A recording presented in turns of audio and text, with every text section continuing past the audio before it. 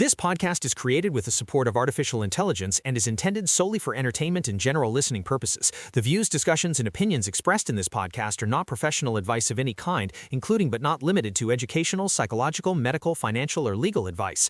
The hosts are not acting as licensed advisors, therapists, or consultants, and the content shared should not be considered a substitute for professional guidance. Every individual, child, family, and situation is unique. Listeners are encouraged to seek advice from qualified professionals regarding their specific circumstances. By continuing to watch or listen, you acknowledge that this podcast is for informational and entertainment purposes only, and any decisions or actions taken based on its content are the sole responsibility of the listener.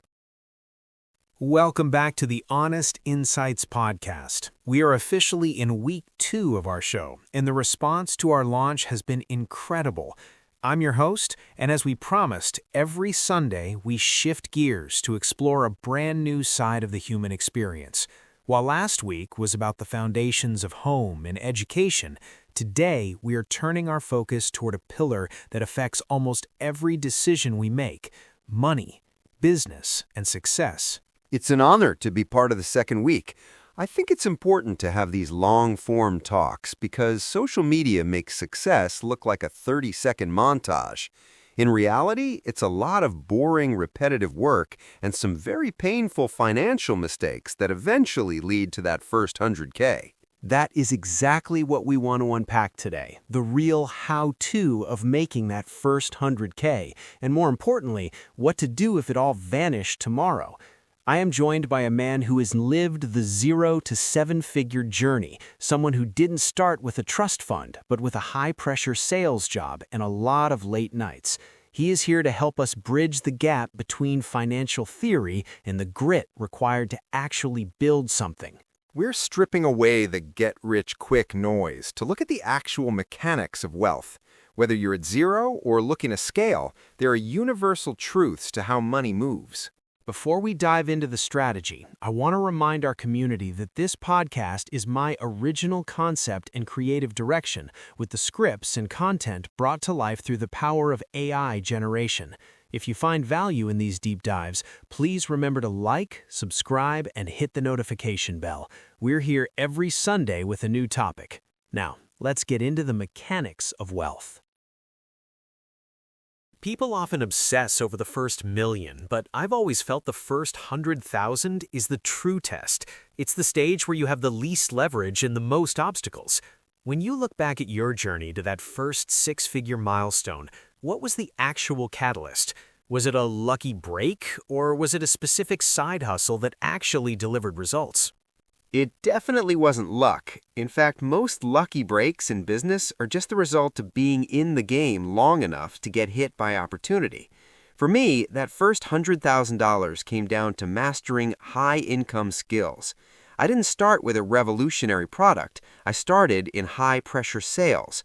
I learned how to communicate value, handle rejection, and close deals. I realized early on that you can't invest your way out of a low income. You have to increase your value to the marketplace first. That's a powerful point. I see many people looking for complex investing strategies when they only have a few $100s to their name. I always tell them the best ROI you can get right now is investing in yourself, buying the book or taking the course that teaches you a skill people will actually pay for. But even with the income coming in, how did you avoid the lifestyle creep that kills most people's momentum? It's what I call the status trap. The moment people start making $8,000 or $10,000 a month, they want to look like the success they're becoming. They lease the car or move into the luxury apartment. I did the opposite. I lived like a college student while making an executive salary. I automated my savings so that 50% of every commission check went into a separate account before I could even think about spending it. That first $100,000 isn't just about how much you make, it's about how much you have the discipline to keep. That discipline is what separates the dreamers from the builders. But let's play out a scenario that a lot of people fear. Imagine you wake up tomorrow morning and it's all gone. Your bank account is at $0, your professional network is wiped out, and you're in a city where nobody knows your name. All you have are the clothes on your back and the knowledge in your head.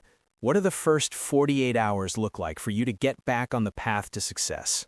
Honestly, The first thing I do is stop looking for the next big thing and start looking for where the money is already moving. I'm not going to try to invent a new app or build a brand from scratch. I'm going to look for boring or dirty service-based businesses.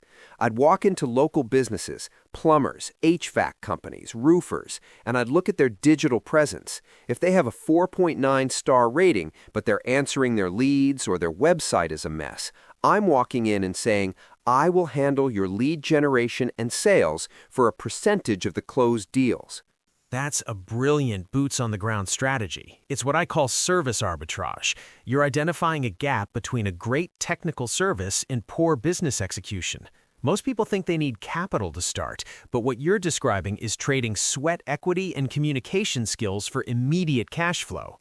Exactly. Success at $0 isn't about long-term plays. It's about speed to revenue. I don't need a logo or a business card. I need a contract. I'd spend 12 hours a day door knocking or cold calling for those local businesses. Once I have my first $5,000 in commissions, I'd take $1,000 of that and reinvest it into basic automation software to make that lead gen process faster. You don't build wealth by doing the work forever. You build it by creating the system that does the work. But at $0, you are the system. Once you have that cash flow coming in, whether it's from the boring service business or a high-income skill, the game changes from how do I get it to how do I keep it.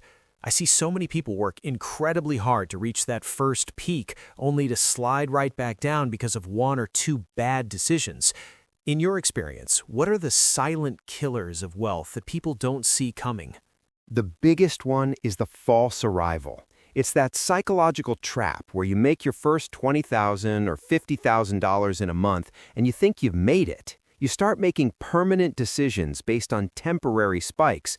You sign a long-term lease on a high-end office or a luxury car because you assume the money will always flow at that peak rate. In business, you have to plan for the winter while you're still in the summer. If you don't have 6 months of operating expenses tucked away before you upgrade your lifestyle, you aren't successful. You're just lucky for now. I call that fragile success. It looks great on the outside, but one bad month or a shift in the market and the whole house of cards collapses. Another mistake I see constantly is what I call tax blindness. People see $10K hit their bank account, and they think they have $10K. They forget that a significant portion of that belongs to the government. By the time tax season rolls around, they've already spent the money they were supposed to be holding. That's a massive one.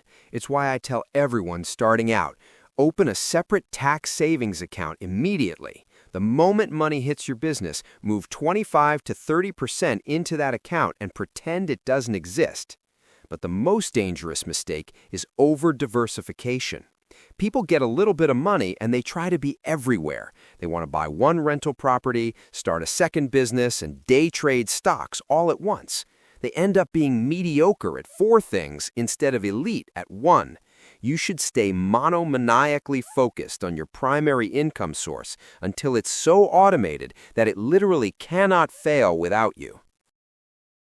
Before we move into the final chapters on building a long-term portfolio, I want to take a second to speak directly to you, the listener. If you're finding value in these week-to-week deep dives, please remember to like this video and subscribe to the channel. We've committed to bringing you these honest insights every single Sunday, moving across different topics from psychology to wealth. But we can only grow this community with your support. Hit that notification bell so you don't miss our upcoming episodes. And do us a favor, leave a comment below and tell us, what is the one financial rule you wish you had learned in school? We'll be jumping into the comments to discuss your answers. Now let's get back to the mechanics of turning that hard-earned cash into long-term wealth. We've covered how to generate the cash and how to avoid the traps that drain it. Now we need to talk about the boring magic of making that money work for you. For someone listening who has finally saved their first $5,000 or $10,000, the stock market can feel like a high-stakes casino. With all the noise about market crashes and the next big crypto, what is the honest, no-nonsense path for a beginner to actually build a portfolio?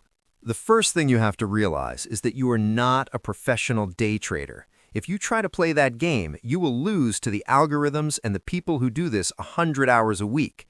For 99% of people, the goal should be low-cost index funds. You want to buy a tiny slice of the entire economy. If the top 500 companies in the world are growing over the next 20 years, you're growing with them. It's not flashy, but it's the most proven path to wealth in history. I completely agree. It's the get-rich-slow method that actually works. I often tell people that investing is 10% math and 90% temperament. It's easy to say you're a long-term investor when the market is green. The real test is, can you watch your portfolio drop 20% during a recession and not panic sell? Exactly. That's why before you put a single dollar into the market, you need an opportunity fund. This is cash sitting in a high-yield savings account. It's not just for emergencies, it's for when the market does crash, so you have the dry powder to buy assets at a discount. Think of it this way. The stock market is the only store in the world where customers run out the door when there's a 30% off sale. You want to be the person walking in with cash when everyone else is running out. To wrap up our deep dive, I want to talk about the how. We know the mindset, we know the traps, and we know how to invest. But for the person who is currently at a 9-to-5 and needs that extra $2,000 a month to start their journey, what actually works right now? There is so much noise about side hustles, but most of them seem to fail within 3 months. Why is that? Most side hustles fail because people treat them like a hobby rather than a business. If you only work on it when you feel like it, the market will punish you. But the biggest shift we've seen recently, and what I'm most excited about, is the AI augmented service. People think AI is going to replace jobs, but in the short term, AI is a force multiplier for the individual. I see this constantly with our own show. This podcast is a perfect example. The vision is mine, but the execution is powered by AI. How does a beginner turn that into a paycheck? It's about efficiency arbitrage. You find a service that used to take a human 10 hours to do, and you use AI to do it in 1 hour at the same or better quality. For example, look at local businesses again. They have non-existent blogs. You can offer a content engine service. You use AI to research local keywords and draft the articles. What would have cost a business $3,000 a month for agency, you can offer for $1,000. It's high margin for you because AI does the heavy lifting, but high value for them. So it's not about AI doing the work. It's about you using AI to provide a result faster. What are some other boots-on-the-ground hustles that don't require a tech degree? Beyond AI, there are 3 that are crushing it right now. Microsauce for local problems. You don't need to build the next Facebook. Find a local niche, like a specific type of consultant, and use no-code tools to build a simple booking or lead capture system for them. High-ticket remote setting. Every online coach and creator needs someone to manage their inbox and set appointments. If you can communicate well, you can take a commission on every high-ticket sale they close. It's 100% remote. Specialized reselling. This isn't just garage sailing, it's finding a niche, like vintage electronics or specific industrial equipment, mastering the value, and flipping them on platforms where the buyers actually live. We've covered a lot of ground today, from the grit of the first 100K to the frontier of AI side hustles. The honest insight for today is simple. Money isn't a mystery, it's a scoreboard for how much value you provide and how much discipline you have to keep what you earn. Exactly. Don't let the complexity of the world paralyze you. Start small, build a high-income skill, and stay focused. The first 100K is the hardest, but once you cross that line, the game changes forever. Thank you for joining us for Week 2 of the Honest Insights podcast. This show is a unique collaboration, my original ideas and creative direction brought to life through AI. We are here to prove that technology doesn't replace the human spirit, it amplifies it. Remember, success is a marathon, not a sprint. We'll be here to walk that path with you every week. If you found value in this conversation, please like, subscribe, and hit that bell.